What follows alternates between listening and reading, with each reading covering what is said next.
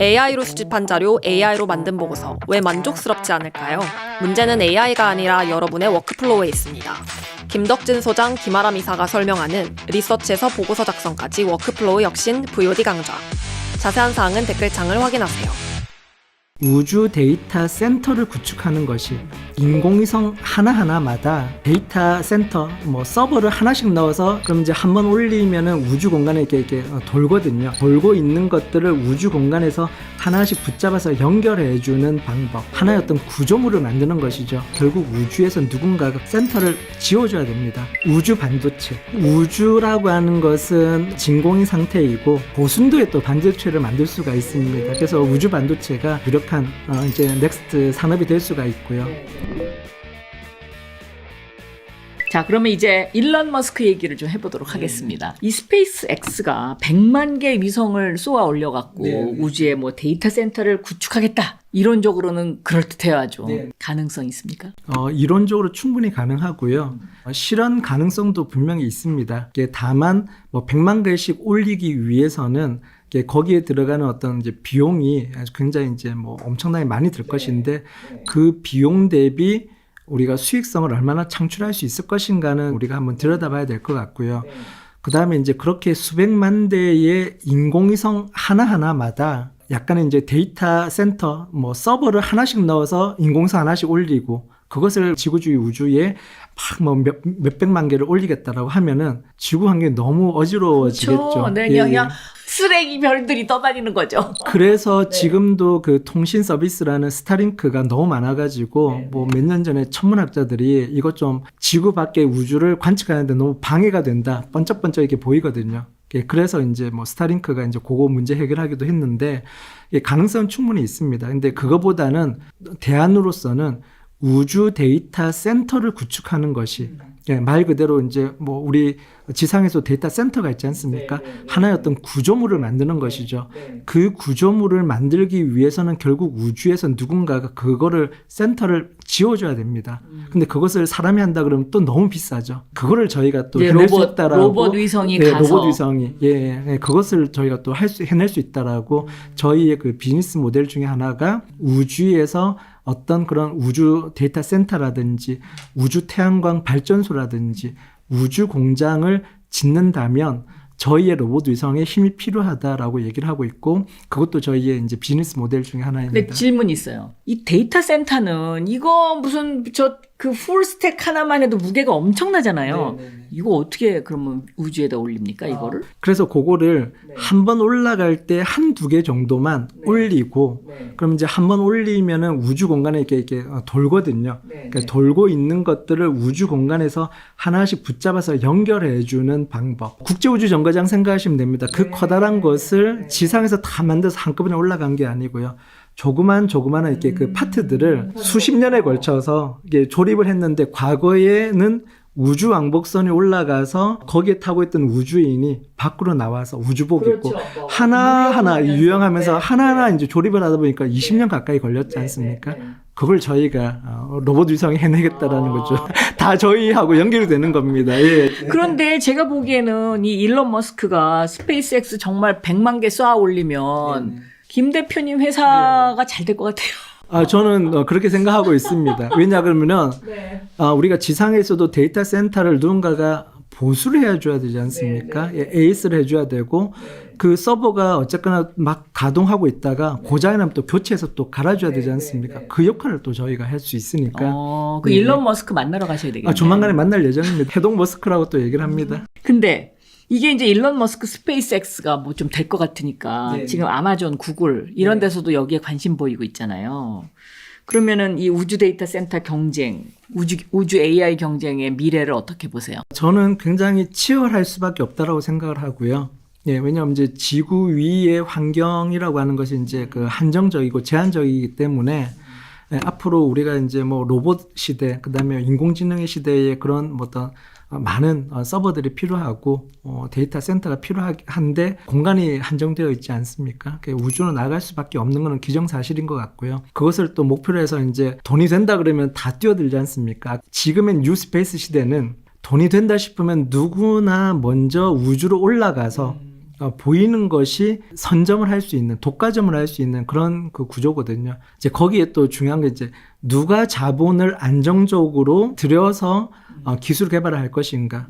우주로 가서 처음에 100% 성공하는 건 굉장히 어렵습니다. 그러니까 그것을 지속적인 자본을 충당해가지고 조달해가지고 올라가는 과정 중에 뭐 터질 수도 있는 거고요. 올라가서 작동을 하다가 고장날 수도 있고 망가질 수도 있는 거거든요. 최근에도 미국의 무슨 로켓 회사 하나가 올라가다 터졌죠. 예, 뭐 사실은 뭐 그런 일이 다반사죠. 그렇죠. 네. 그러면 이제 이 하시는 워커리인 스페이스 이게 이제 우리나라 국방하고도 좀 관련이 있을 것 같아요. 말씀 듣고 보니까 우리 군의 정찰 위성이라든지 또 아니면 국가 핵심 위성 보호하는 어떤 이런 그 민간이지만 그런 어떤 같이 연결돼야 될 것 같은데 그런 일도 하고 계세요? 저희가 만드는 로봇 위성을 가지고 우주 공간에서 서비싱을 한다라고 하는 것이 가장 대표적인 민군 겸용 이중 용도 기술이라 그럽니다. 저희가 뭐 듀얼 유저 스페이스 테크놀로지라 그러는데요. 양면성을 가지고 있는 거죠.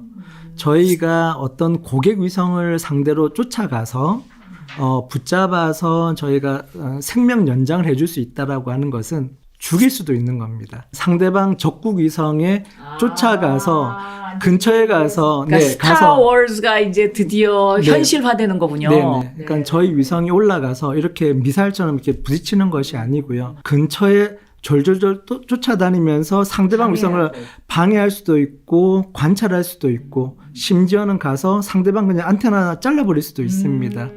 예, 저희가 수리하는 것 대신에 고장난 안테나를 수리해줘가지고 붙일 수도 있지만 그러니까 무력화시킬 수도 있는 거죠. 이미 미국의 국방부나 그렇죠. 미국의 중국하고 하고 있어 이걸. 네, 중국도 하고 있고요. 그래서 미국의 국방부하고 미국의 우주군 스페이스 포스가 이미 이쪽 분야를 차세대 국방 우주 기술로 이렇게 지켜보고 육성을 하고 있고요. 그러한 어떤 그 기조의 변화가 우리나라에서도 이미 일어나고 있습니다. 최근에도 이제 국방부 관계자가 저희 회사를 직접 방문하셔가지고 저희가 개발하는 기술을 우리나라의 국방 우주 분야에 어떻게 좀 접목을 시키면 좋을까 많은 얘기를 하고 가셨고요. 평상시에는 우리나라의 민간 기관인 KT셋에 민간 위성을 대상으로 우리가 수명을 연장해주는 서비스를 하고 있다가 국방 위성이 혹시라도 수명 연장이 이제 필요할 때가 되면 민간 위성의 수명 연장을 하고 있다가 국방 위성에 저희가 다가가서 우리나라 국방 위성의 수명 연장을 할 수가 있는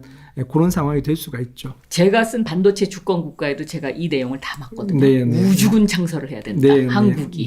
우리나라도 지금 뭐 우주군을 창설하려고 많은 시도를 하고 있는 것으로 알고 있습니다. 그거 다 로봇으로 하면 되니까요. 네, 맞습니다. 와, 그러면 앞으로 이 10년 뒤에 이 우주 산업이 인류의 삶을 어떻게 바꿔놓을 거라고 상상하세요? 네. 지금 뭐 달에 다시 미국이 인간을 보낸다라고 하고 있고 뭐 조만간 한 1, 2년 이내에 간다라고 하고 있고요. 그러니까 원래 앨런 머스크가 세계 최초로 화성에 사람을 2030년 이전에 보내겠다고 했는데 약간 좀 이제 좀 틀었죠. 달에 먼저 사람을 보내겠다. 그리고 달에 사람이 오래 살 수 있는 어떤 기지라든지 사람이 살 수 있는 어떤 그런 거주지를 만들겠다라고 먼저 했습니다. 그 다음에는 바로 또 화성으로 넘어갈 수밖에 없는데 그것이 뭐 20년, 30년 뒤의 일은 아닌 것 같거든요. 결국은 뭐 10년 내외에 달에 이제 사람이 뭐 몇천 명이 살 수도 있고요. 뭐 한 15년 이내에 화성에 이제 사람이 살 수가 있을 것 같습니다. 그러면은 많은 변화가 일어나겠죠. 달에 사람이 가서 지구하고 이제 뭐 통신, 뭐 인터넷을 또 연결해가지고 달에 뭐 여행을 간다든지 뭐 화성에 가서 뭐 신혼여행을 간다든지 그런 게 뭐 50년, 100년 뒤의 일이 아니라는 거죠. 달에 이제 땅 사러 가게 생겼네요. 지금도 달에 그 땅을 파는 사이트가 있습니다. 아시는지 모르겠지만. 사실 뭐 미국이나 중국이나 일본 뭐 인도 뭐 이런 나라들이 달 착륙을 시도하는 것도 거기 가서 그 나라의 국기 깃발을 꽂고 여기는 우리 땅이야. 이거 하기 위해서 가는 거잖아요. 지금. 맞습니다. 그래서 자기의 땅의 소유권을 주장하기 위한 것은 영토를 내 것이 것이다라고 얘기하는 것은 그 영토에 가서 그 땅에 가서 자기가 그냥 주저앉으면 되는 거거든요. 그렇죠. 예, 예. 그러면 주장할 수 있는 거거든요. 예. 그래서 먼저 가서 여기는 내 땅이야라고 하기 위해서 그렇게 하는 게 있고요. 첫 이제 번째는 공이 김선달이 여기저기서 맞습니다. 많이 네, 나오겠네요. 네, 예. 두 번째는 그 내 땅이야라고 이제 선을 그어놓고 그 안에 있는 광물들은 내 거야라고 이제 하고 싶어서 예, 그렇게 각축을 벌이고 있는 거죠. 그럼 이런 상황에서 대한민국 정부가 진정한 우주 강국으로 도약하기 위해서 지금 가장 먼저 뭘 해야 된다고 생각하세요? 예, 저희 같은 스타트업을 많이 키워주셔야죠. 근데 이제 거기에 요게 중요합니다. 지금까지 우리나라는 정부가 저도 이제 오랫동안 재직을 했던 한국항공우주연구원 이제 항우연이라든지 정부 연구소에 큰 예산을 줘서 우주 개발을 해보라라는 그런 어떤 방식이었고요. 그 예산들의 대부분을 이제 연구소가 쓰면서 그 일부의 예산을 대기업 중심으로 이제 예산이 갔다라는 거죠. 그러다 보니 어떤 이제 형상이냐 그러면 이제 뭐 과거의 올드 스페이스 범주 안에서 우리가 정부 예산을 가지고 우주 개발하는 데 있어 가지고 실패라는 게 있으면 안 된다라는 고정관념에 너무 사로잡혀 있었죠. 저는 우리나라 과학기술부의 문제가 바로 이건 것 같아요. 실패를 인정하지 않으려고 하는. 그러니까 성공만 하려고 하기 때문에 아무것도 못해요. 정부 예산으로 그게 이제 당장 수익이 나지 않기 때문에 민간 기업이나 스타트업이 들어갈 수 없는 분야는 여전히 정부가 일정 뭐 대기업을 중심으로 정부의 연구소를 잘 활용하는 것도 중요하지만 그거 못지않게 저는 뭐 한 4대6 또는 뭐 5대5 정도 지금까지의 예산의 100 중에 지금까지 한 90은 다 그렇게 했었는데 이제는 그게 한 5대5 정도? 스타트업의 5가 가야 된다. 이 주장이시죠? 맞습니다. 예, 중소기업이나 이제 작은 기업들이 왜냐 그러면 중소기업이나 스타트업들은 실패를 두려워하지 않고요. 새로운 어떤 기술 개발을 통해서 수익을 내기 위해서는 굉장히 스피디하게 개발을 합니다. 한 가지 질문 더 드리면요. 예를 들면 바이오 산업 같은 경우에는 그 무중력 상태에서 실험하는 게 그 개발에 엄청난 도움이 된다. 이제 그러는데 그런 바이오 산업 이외에도 그런 무중력 상태에서 뭔가 새로운 실험이라든가 이런 걸 더 할 수 있는 것들이 어떤 것들이 더 있습니까? 그러니까 이게 스페이스 바이올로지라는 이제 그런 분야도 이제 요즘 뭐 각광을 받고 있고요. 우주 반도체. 우주라고 하는 것은 지상보다 그러니까 진공인 상태이고 지상의 환경에서 이제 반도체를 깨끗하게 만들려고 하다 보니까 청정실이 굉장히 굉장히 그 고순도의 그게 필요한데 우주 공간에서는 그거보다는 좀 적은 비용으로 또 그런 걸 만들 수가 있고 우리가 불순물을 약간 섞여가지고 만드는 반도체도 있고 굉장히 순정의 어떤 그 물을 이용을 해가지고 웨이퍼를 깎아가지고 하지 않습니까? 지상에서는 중력이 있기 때문에 균질하게 그런 어떤 액체를 골고루 이렇게 그 도포시키는 게 좀 어려운 걸로 알고 있는데요. 우주 공간에서는 그런 것을 균질하게 굉장히 고순도의 또 반도체를 만들 수가 있습니다. 그래서 우주 반도체가 또 굉장히 유력한 이제 넥스트 산업이 될 수가 있고요.